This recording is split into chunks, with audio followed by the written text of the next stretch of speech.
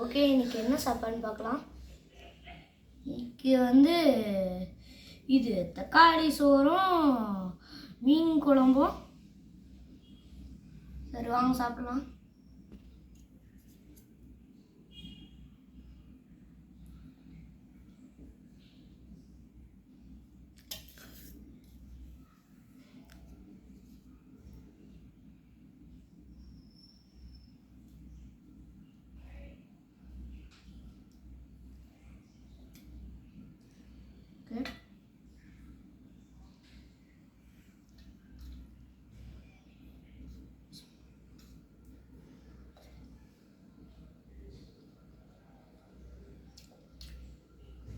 சூப்பராக இருக்கு.